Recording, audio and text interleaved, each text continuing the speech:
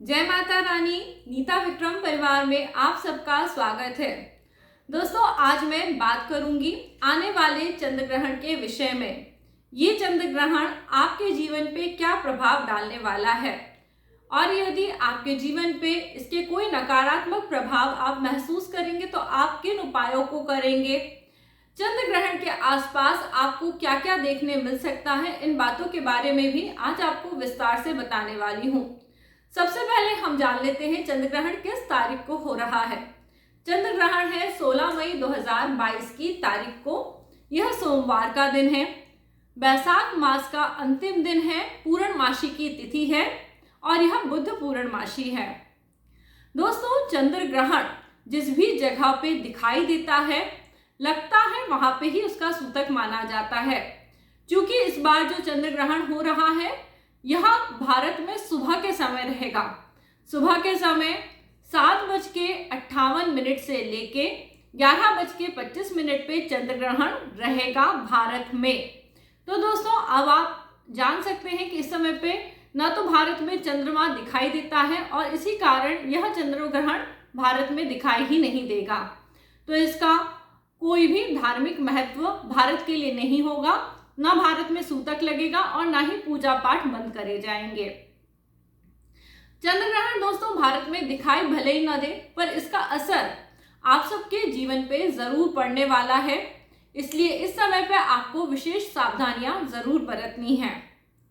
चंद्र ग्रहण दिखाई देगा दक्षिणी अमेरिका, उत्तरी अमेरिका, दक्षिणी यूरोप, उत्तरी यूरोप और साथ में मिडिल ईस्ट की कई जगह पे, न्यूजीलैंड में और इस प्रकार से अफ्रीका कई जगह पे ये ग्रहण दिखाई देगा। यदि वहाँ पे कोई भी मेरे भारतीय दोस्त इस वीडियो को देख रहे हैं तो आप जो भी चंद्र ग्रहण का वहाँ पे टाइम हो उससे 9 घंटे पहले का सूतक मान सकते हैं। सूतक के नियम होते हैं खाने पीने, पूजा इत्यादि करने के। तो आपको यदि अपने घर के आसपास दूब की घास मिल जाए तो आप सभी जगह दूब की घास रख लें। और ग्रहण के जो नियम होते हैं वह बच्चे और बुजुर्ग तो नहीं मान पाते हैं। यदि आप मान पाए तो ठीक है। आप इस बीच में कोई भी ठोस आहार न ग्रहण करें। पूजा पाठ जप तप करने का ग्रहण में विशेष फल प्राप्त होता है। अब दोस्तों, वैसे तो भारत में ग्रहण नहीं लग रहा है, फिर भी जब ग्रहण का काल समाप्त हो जाए यानी 11:25 के बाद पे आप ग्रहण से जुड़े हुए जो उपाय हैं उन्हें कर सकते हैं। क्यों? क्योंकि चंद्रमा हमारे सबके जीवन पे अत्यधिक प्रभाव डालता है और इस बार जो ग्रहण है ये चंद्र ग्रहण है। ये ग्रहण वृश्चिक राशि में लगने वाला है और इस बार जब ग्रहण रहेगा, इस ग्रहण में एक विशेषता है कि जो केतु और चंद्रमा है ये दोनों अलग अलग राशियों में रहेंगे। केतु देव रहेंगे तुला राशि में और चंद्रदेव वृश्चिक राशि में आ जाएंगे। हालांकि दोनों के बीच का जो डिग्री वाइज अंतर है वो केवल 3 डिग्री रहेगा, परंतु इस ग्रहण का प्रभाव अगर अब आप मुझसे पूछें तो कुल मिला के इन दोनों ही राशियों पे अत्यधिक पड़ने वाला है। तुला राशि के जातक, वृश्चिक राशि के जातक, तुला लगन के जातक और वृश्चिक लगन के जातकों पे इस ग्रहण का सर्वाधिक प्रभाव पड़ेगा।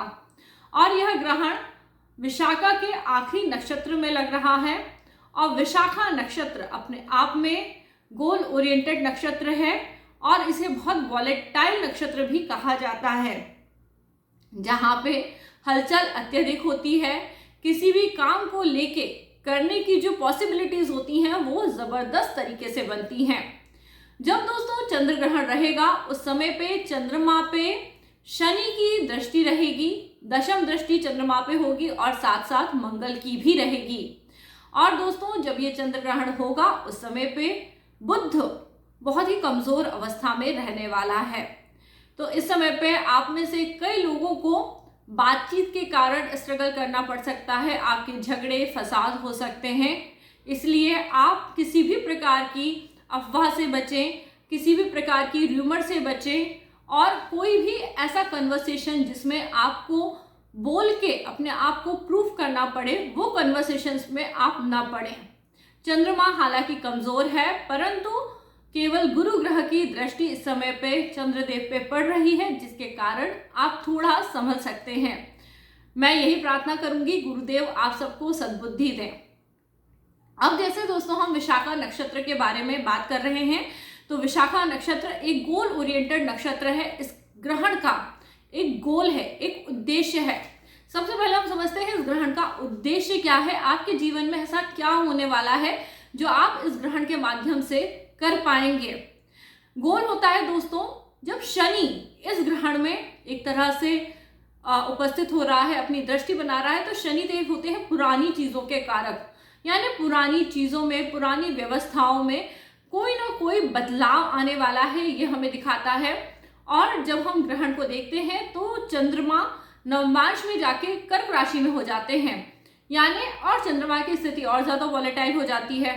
चंद्रमा पहले से ही पानी से जोड़ के देखे जाते हैं, यानी बहुत जल्दी इम्बैलेंस हो जाते हैं, और जब चंद्रमा कर्क राशि में चले जाते हैं तो ये इम्बैलेंस डबल ट्रिपल हो जाता है, क्योंकि कर्क राशि भी वाटरी साइन होता है। तो इस समय पे इमोशंस को लेके बहुत सारे लोग ऐसा व्यवहार करेंगे कि जो अनएक्सपेक्टेड होगा। आप जिन लोगों से कभी भी जिस व्यवहार की उम्मीद नहीं करते थे, इस चंद्र ग्रहण के दौरान लोग बाग वैसे ही मूड स्विंग से प्रभावित रहने वाले हैं। अब दोस्तों आप देख रहे हैं बहुत समय से युद्ध की स्थितियां बनी हुई हैं रशिया में, और कई सारे देशों के बीच में यहाँ पे युद्ध छिड़ा हुआ है, और इन्हीं सब देशों के ऊपर ग्रहण का प्रभाव भी बहुत ज्यादा पड़ रहा है। तो आप ये देखेंगे जब ग्रहण होगा तो इन स्थितियों में कोई सुधार नहीं होगा, युद्ध की स्थितियां यथावत बनी रहेंगी, बल्कि लोगों की सोच और भी खराब हो सकती है। हो सकता है लोग कुछ अजीब से डिसीजन लें जिनके लिए उन्हें बाद में पछताना पड़े। क्योंकि इस समय पे जो गुरु ग्रह है उनकी दृष्टि चंद्रमा पे पड़ रही है, तो सिर्फ हम ये प्रार्थना कर सकते हैं कि गुरु ग्रह उन्हें सद्बुद्धि दें, जिसके कारण वो कोई भी इस प्रकार के डिसीजंस ना लें। अब दोस्तों जो विशाखा नक्षत्र है इसके दो देवता हैं, पहले हैं इंद्रदेव, दूसरे हैं अग्नि। अग्नि सब कुछ ग्रहण कर लेती है, अग्नि में हम जो भी डालते हैं वो खाक हो जाता है। इंद्रदेव अपने ईगो को बूस्टअप रखते हैं और हर जगह जीत के राजा बनना चाहते हैं। तो ऐसे में जो विशाखा नक्षत्र का चंद्रमा है उसका भी यही उद्देश्य रहेगा, लोगों के सर पे यही भावना रहेगी कि वो जीत जाएंगे, वो राज करेंगे, वो सब कुछ ग्रहण कर लेंगे, जिसके कारण कई हद तक आप देखेंगे कि तबाही जरूर जरूर होगी। अब दोस्तों ये एक तरह से विशाखा नक्षत्र में जब ये चंद्रमा है तो ये आपको ड्युअलिटी देगा, यानी आपको दो ऑप्शंस मिलेंगे, पर दो ऑप्शंस के साथ जिंदगी नहीं जी जा सकती। तो जिन लोगों के सामने भी ये परिस्थिति आएगी कि उन्हें चुनाव करना पड़े, उनके लिए चुनाव बड़े बदलाव को लेके आएगा, क्योंकि चंद्र ग्रहण वृश्चिक राशि में हो रहा है, जो एक ट्रांसफॉर्मेशन का साइन है, जहां अंधेरा होता है, आपको कुछ समझ में नहीं आता, पर आपको कुछ ना कुछ चुनना पड़ता है। तो आप दोस्तों गुरु की तरह सोचिए, सही चीज को समझिए। टेम्परेरी फायदे के अगर आप लालच में आएंगे तो आपको नुकसान भुगतना पड़ सकता है। इस समय पे दोस्तों कोई भी ऐसा डिसीजन जो आपको लगता है केवल ये मुझे फायदा पहुंचा देगा, ये सोच के मत करिए, सही गलत को माप तोल के करिए, क्योंकि 8वां साइन ट्रांसफॉर्मेशन का साइन है और इसके स्वामी केतु भी हैं।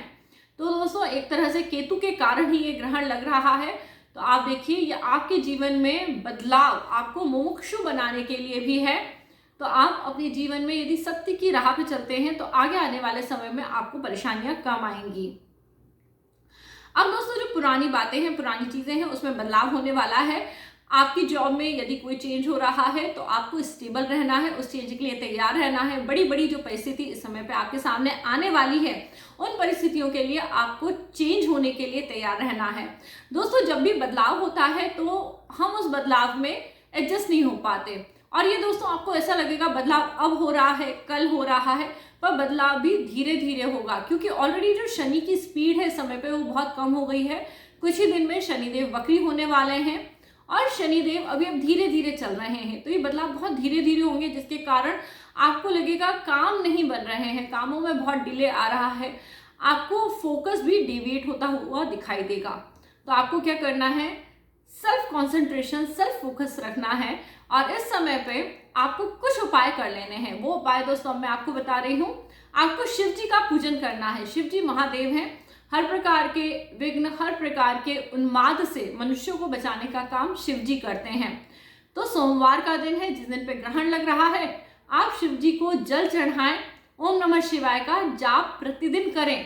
दोस्तों जब ग्रहण लगता है तो उसका असर आगे आने वाले 3 से लेकर 6 महीने तक होता है। धीरे धीरे ग्रहण का असर ग्रेजुअली कम होता जाता है। तो जब कार्तिक के महीने में दूसरा चंद्र ग्रहण आएगा तब तक इस चंद्र ग्रहण का असर रहेगा। तो अभी कम से कम दोस्तों 1 महीना शिव जी को प्रतिदिन जल चढ़ाएं और ओम नमः शिवाय का जाप करें। दोस्तों बहुत सारी सोशल मीडिया पे नेगेटिव खबरें, नेगेटिव चीज़ें, नेगेटिव विचारों को देखने सुनने से बचना चाहिए, क्योंकि हमारे सबकॉन्शियस ब्रेन में इस प्रकार का जब कचरा इकट्ठा होता रहता है तो हमें नहीं पता पड़ता, पर अचानक से जब चंद्रमा खराब फल देने पे आता है तो यही कचरा उन्माद बन जाता है और कब आपको किस गलत परिस्थिति में ले जाके खड़ा करते आप कह नहीं सकते। अपने चंद्रमा को अच्छा रखने के लिए जल पीजिए, जल में अफर्मेशन डालिए, मैं बहुत पॉजिटिव पर्सन हूँ, मैं एक हैप्पी सोल हूँ और मैं हर तरह के काम को करने में बहुत ही अच्छे से अपने 100% जो भी डेडिकेशन है उसको देता हूँ या देती हूँ। अपने बारे में जो आप अच्छा कह सकते हैं, अपनी पॉजिटिविटी को बढ़ाने के लिए जो आप कर सकते हैं वो ज़रूर करिए। नेगेटिव न्यूज़ से दूर रहिएगा। अपने घर परिवार के लोगों के साथ आप इस समय पे समय ज़रूर गुजारिए और मेडिटेशन करिए। दोस्तों हर एक उपाय 101% आपको अच्छा रिजल्ट देने के लिए है। जो लोग चाहते हैं चंद्र ग्रहण के समय उनके जीवन पे खराब असर ना पड़े, उन्हें इन सभी बातों का ध्यान रखना चाहिए। जो स्त्रियां इस समय पे प्रेग्नेंट हैं, गर्भवती हैं, उन्हें अपने बेबीज की पॉजिटिविटी का ध्यान ज़रूर रखना है। जो मैंने आपको वाटर का थेरेपी बताया कि मेरा बच्चा बहुत ही समझदार, मेरा बच्चा बहुत ही इंटेलिजेंट निकलेगा, इस समय पे ऐसे अफर्मेशन डाल के आप पानी पीजिए। मेरी हेल्थ, मेरे बच्चे की हेल्थ बहुत अच्छी रहेगी। इस तरह के अफर्मेशन के साथ पानी पीजिए। घूट घूट करके जब आप ये पानी पिएंगे तो आपके सबकॉन्शियस ब्रेन को ताकत मिलेगी। और दोस्तों हो सके तो रोज प्राणायाम जरूर करिए। जिसके शरीर में ऑक्सीजन की कमी होती है उन लोगों को एंग्जाइटी होने के, उन लोगों को हार्ट प्रॉब्लम होने के भी चांसेस बढ़ जाते हैं। तो आज दोस्तों मैंने आपको बताया जो ग्रहण पड़ने वाला है उसका पूरा का पूरा किस प्रकार का असर हम सबके जीवन पे पड़ेगा और साथ में हमें ऐसे क्या उपाय करते रहने हैं जिससे कि हमें इस ग्रहण में शांति मिले। अगर आज का वीडियो दोस्तों पसंद आया तो वीडियो को लाइक करिए, परिवार मित्रों के साथ शेयर करिए और चैनल पे यदि आज पहली बार आए हैं तो चैनल जरूर सब्सक्राइब करें। और इसी प्रकार के वीडियोस देखते रहने के लिए नीता विक्रम के चैनल से जुड़े रहें। तब तक के लिए जय माता रानी।